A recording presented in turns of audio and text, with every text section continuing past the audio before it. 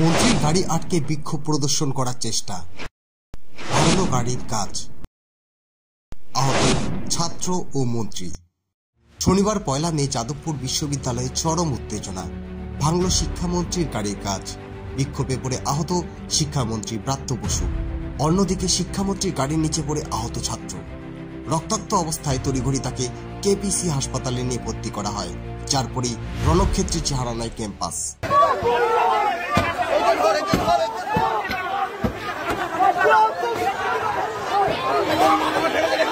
বিশ্ববিদ্যালয় চত্বরে শিক্ষামন্ত্রী ব্রাত্য বসুকে নিগ্রহ করার প্রতিবাদে সন্ধ্যায় সুকান্ত সেতু থেকে পাল্টা মিছিলের ডাক দেয় তৃণমূল।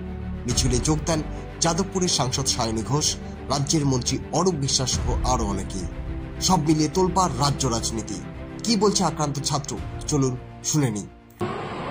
কেমন আছিস? এমনি এখন ঠিকঠাকই আছি। এবার আজকে যখন নাকি আমরা ট্রাইপার্টাইট মিটিংয়ের জন্য ব্রাত্য বসুর সাথে কথা হচ্ছিলাম, আমি নিজেও ছিলাম কথা বলাটার সময়, উনি রাজি হয়েছিলেন সমস্ত ছাত্রছাত্রীর সাথে বসবে। তো তখন তৃণমূলের বাকি এরা ধাক্কা ধাক্কি শুরু করে মারপিট করে এবং ব্রাত্য বসুকে গাড়িতে তুলে দেয়। দিয়ে উনি গাড়িতে ওঠার পর বলেন যে ফুলভাবে বেরিয়ে যেতে। আমরা গাড়ির সামনে বসলাম যে স্যার দাঁড়ান, আমরা কথাটা বলবো। তো ওই অবস্থায় গাড়ি স্টার্ট করে এগোনো শুরু করে। তখন পিক আপ বাড়তে থাকে, তখন আমরা যেহেতু সরতে পারছিলাম না, পিছন দিকে দৌড় শুরু করি। দিয়ে তারপর চিৎকার তখন আমরা করি যে গাড়িটাকে থামান, আমরা সরবো। কিন্তু তখন আরও স্পিড বাড়িয়ে দেন, তখন ছিটকে পড়ি এবং মাথাটা যাতে চাকাতে না যায় তখন আমি মাথাটা ঘুরিয়ে নিই এবং তাদের চোখের ওপর দিয়ে চাকাটা চলে যায় এবং বাঁ পায়ের চেটোর ওপর দিয়ে চাকাটা যায়।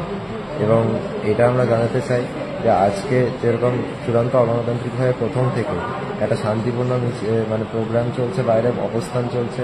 প্রথমে ব্যানার ছিঁড়ে দেওয়া এবং তারপর চেয়ার দিয়ে মারা, ছাত্রীদের মেনেজ করা এবং একজন টিচারের মদ্যপ অবস্থায় মেয়ের গায়ে হাত তুলেছেন। তো এইগুলোর পরে এই আচরণ করলেন, আমরা বিরোধিতা পথে নেমে করব।